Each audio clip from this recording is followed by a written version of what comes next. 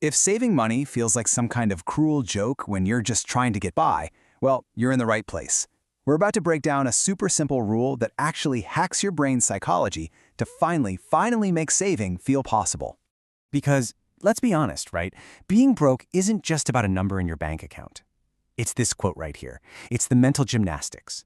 It's that constant, exhausting calculation you do before buying a coffee, the frantic math in the grocery aisle, and, that knot in your stomach when you have to say no to plans with friends for the third time this month. And if any of that feels familiar, you are so far from alone. This isn't just a feeling you have, it's a statistical reality.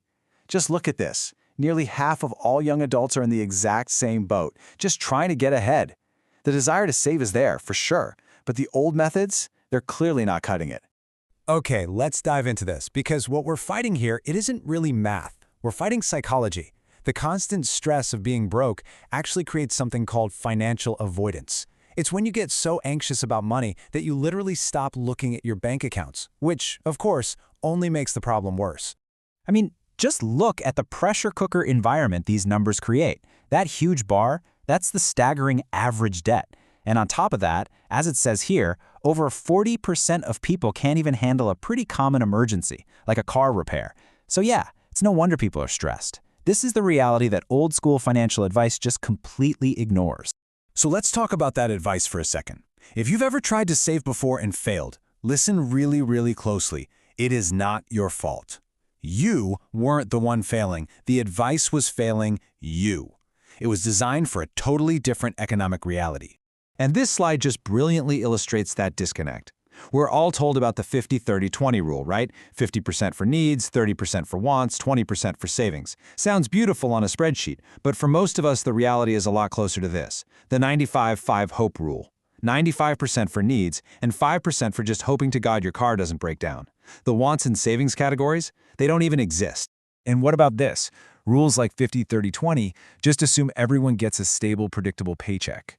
But for like 70 million Americans in the gig economy, income looks more like a heart rate monitor during a panic attack. I mean, how are you supposed to save 20% of chaos? You just can't. And all of this leads to the failure cycle. You know how it goes. You get inspired, you set up an automatic transfer to savings, it feels great.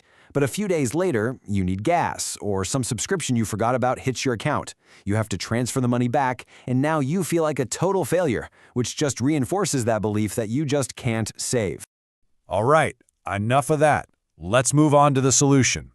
It is time to ditch the advice that just makes you feel bad and try something that's built for how our brains actually work. It's called the $20 rule. And yeah, just like it says, it's built for your brain, not for a spreadsheet. The rule itself is incredibly simple. Every single time you get paid, from your main job, a side hustle, even that birthday money from your grandma, you manually move just $20 into a totally separate savings account.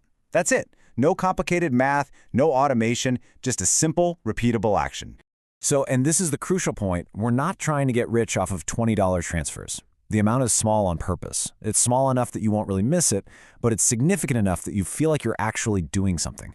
This isn't about the amount. It's about proving to your brain that you can save. It's about building that muscle. So let's get into the psychology of why this actually works when so many other methods don't. It's not magic. It's basically a targeted attack on all those mental barriers that stop us from saving in the first place. Let's break down the 4 reasons this works. First, it's simple and small, so your brain doesn't put up a fight. It's a microhabit. Second, it gamifies saving. Seeing that number grow actually gives you a little hit of dopamine, kind of like leveling up in a game. Third, it's zero risk, because the money is still there. It's accessible, which removes that fear of locking it away. And fourth, and this is the most important one, it builds genuine confidence. It literally changes your financial identity from "I can't save" to "I am a saver." And this is what that gamification looks like in the real world. You start a brand new account at 0. Then you see $20. Then suddenly it's 80, then 140. And seeing that number climb, even slowly, it makes you want to protect it and keep making it grow.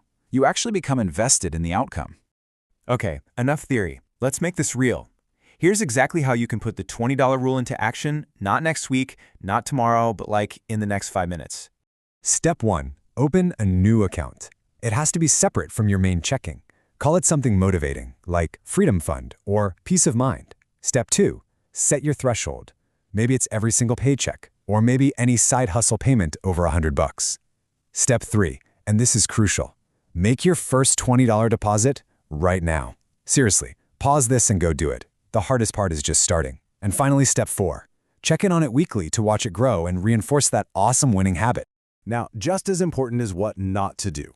Do not compare your $200 to someone else's $50,000. Your only competition is who you were last week.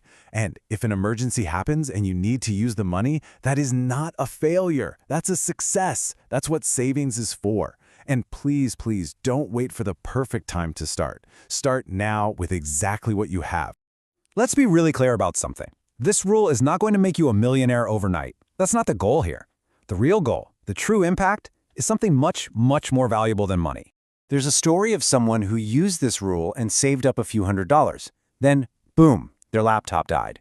In the past, that would have been a full-blown crisis. But this time, they just handled it. And they said the wildest part wasn't just having the money, it was the feeling of calm, the complete absence of panic. That is the real prize. And that brings us right to the core takeaway. The difference between having $0 in savings and having even just a few $100s. It's not just a few $100s. It is the entire emotional distance between panic and peace. It's a difference between I'm totally screwed and, okay, I can handle this. So, in the end, we know this system works. It works because it's built on actual human psychology, not some faulty spreadsheet from the 1980s. The real question here isn't about the rule. It's about you. Are you ready to stop that failure cycle and build something new, one $20 bill at a time?